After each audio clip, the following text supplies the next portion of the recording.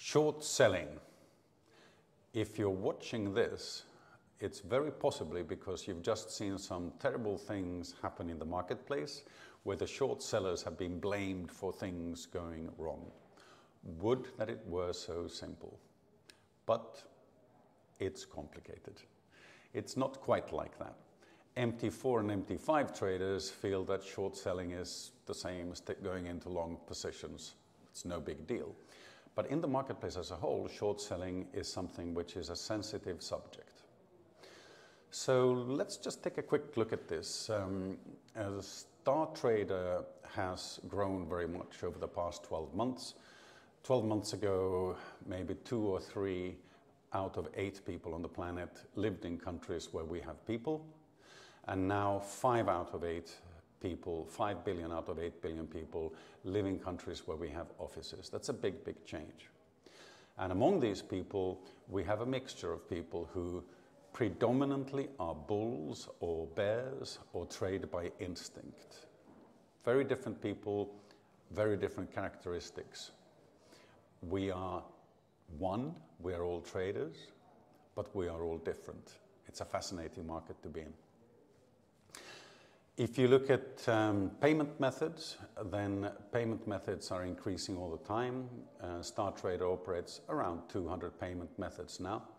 And every day we try to make those payment methods faster and more numerous so that we can support clients. And if we look at institutional clients, 12 months ago we didn't have any, whereas now we're quite big, which means that a lot of institutional clients are coming to us. When they do that, they want to be able to go long, short in any mixture, any speed that they want. The market depth that they want is enormous, and I'm happy to say that we have that now. So let's go into short selling for a little while. Well, typically, the image here is how people see short sellers, and I think that's a little bit unfair. And in the middle of this image, you can see Elon Musk, where Elon Musk says, okay, if you don't own it, then you can't sell it. And maybe he's grumpy for some specific reasons. There have been many laws against short sellers over the years, and even today there are many regulations with regards to short selling. It's quite an interesting thing to me. Because short selling has been going on since 1609 when Isaacus Le Marie started short selling in Holland. So it's not exactly a new thing, and if you look at what the SEC in the United States says, they actually recognize that short sellers provide value in the market. It's a bit like the emperor's new clothes. Short sellers look at it and they say, nah, I don't believe this, and then they short things. So short sellers provide valuable signals in the marketplace. They set a limit for upward market manipulation by just saying, nah, I don't believe. So it's quite fun. It's quite fun. Let me take 3 examples of people that I've done work with. On the left, we have Khaled. Khaled trades with 27 friends. That's what he does. His goal is to be the leader of his 27 friends, and we help him achieve his goals. In the middle we have Dayu. She is not like me. She has 25,000 friends on TikTok. I don't have 25 friends. And she is mega social. She loves to go shopping and so forth. Runs big seminars, big webinars, incredibly connected person. And on the right we have Lucas. Lucas is one of these super technical guys. If you have dinner with Lucas, you come out of dinner and you think, wow, that was intense. He does multi-level marketing. His goal with his business is to go international. He is based in Brazil, and market by market he wants to expand his business. So 3 very different clients here, 3 very, very different clients. Khaled is a bear by nature. He's one of these people who looks around and he looks for weaknesses and so forth. And most of his trades, in my experience from talking to him, appear to be down. So he's a real bear. Dayu, she's such an optimist that she's looking for all the good news, looking for things that can go up. And from talking to her, I gather that the majority of her trades are long. She likes to believe that things will go up somewhere. Lucas is different. He sees angles, he has a gut feel, and he trades in a very, very different way. I would not call Lucas a bear or a bull. I would call him more of an instinct trader, different type of guy. They have different trading styles. They do really well, all of them, but they do these things differently. So why do I talk about Khaled, Dayu, and Lucas right now? Well, I want to talk about property rights. Khaled is an established businessman. He owns things. Like me, he's old. And I think he has a right to own things. Dayu doesn't focus her mind on owning things. She does not own a car, she rents her apartment. And in my opinion, Dayu has a right to rent things from Khaled. If Khaled is not using it, then it makes sense for Khaled to rent it to Dayu. That makes sense. It's part of Khaled's property rights to be allowed to rent an apartment to Dayu. I think that makes sense.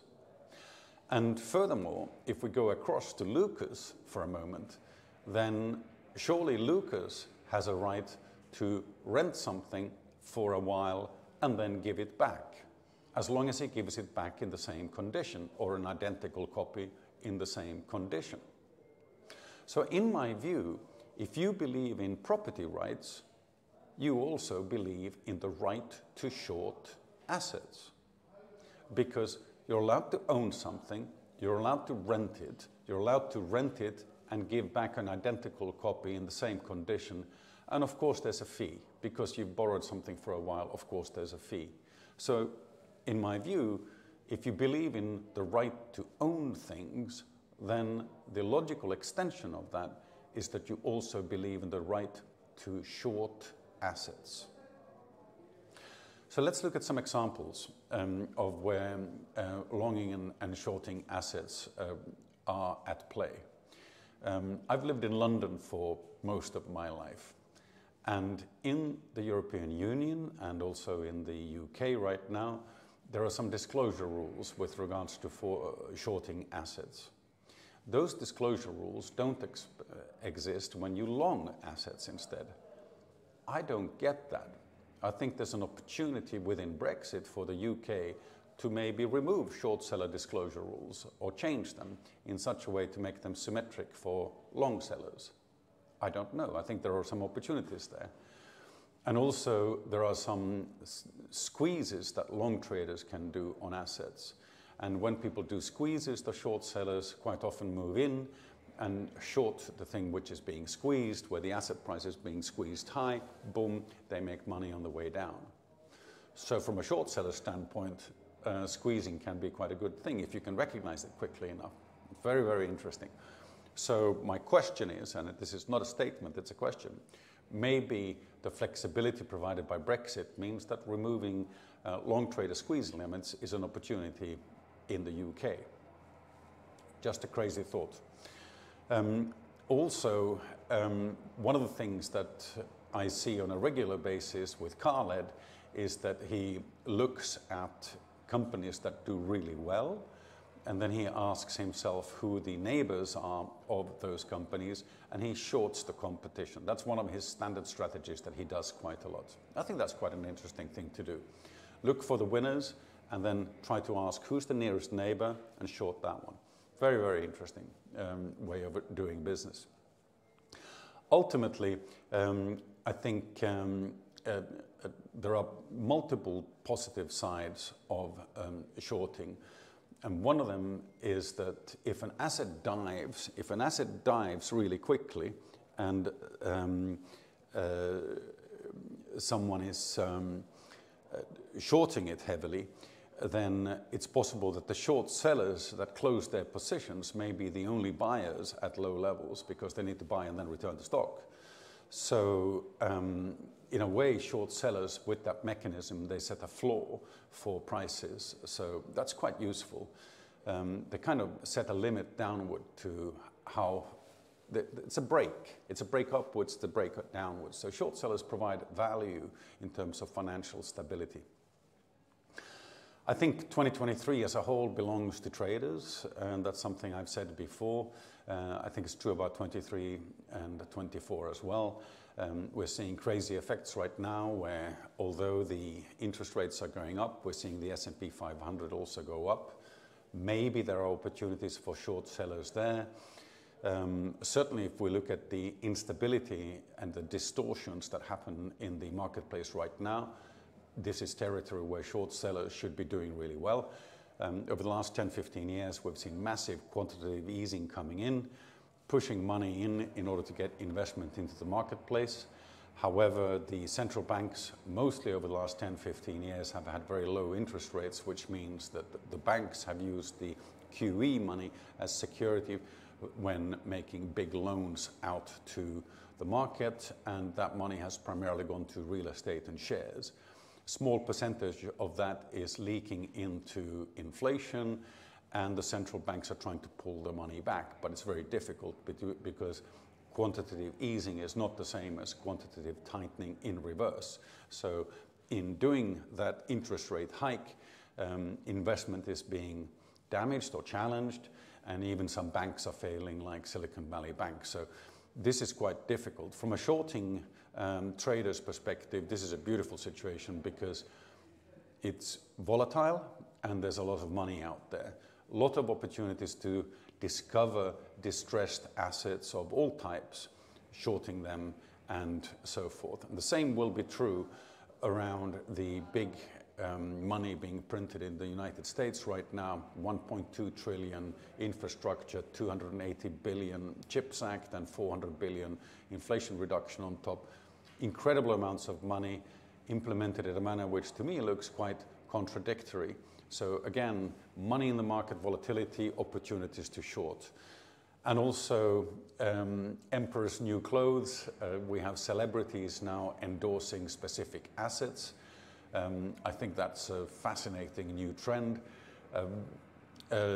If the emperor has new clothes, then it's shorting territory. So I think these people again will have an effect on the market which gives opportunities to people who are interested in shorting assets. Another way of looking at this, speaking to Khaled, is to look at all the winners during the pandemic. On the right-hand side of this slide, you see a long list of companies that have performed really well during the pandemic. And Khaled's big question when looking at this is, okay, so if the pandemic made your stock go high, then surely the absence of a pandemic logically should lead to the stocks going down. It's not quite that simple because there are other trends going on as well. Things like artificial intelligence coming in and helping companies like Amazon and Baidu, big companies like that, Microsoft. It's not simple. I think Elon Musk's statement that you can't sell what you don't own is an oversimplification. Sorry, Mr. Musk. As simple as possible, but not simpler. In my view, it sounds like you've oversimplified things there a little bit. But I think this slide is interesting because if you look at the assets on the right-hand side and you look at the positive effects of short selling, you can see why the SEC in the United States actually likes the value that short sellers bring to the market in terms of market stability. It's a fascinating situation. Personally, I enjoy short selling, but that's just me. Everyone has their own style, their own emphasis, their own focal point. People are different. It's a wonderful thing. No matter what type of a trader you are, I warmly welcome you to join us now, and thank you very much for this.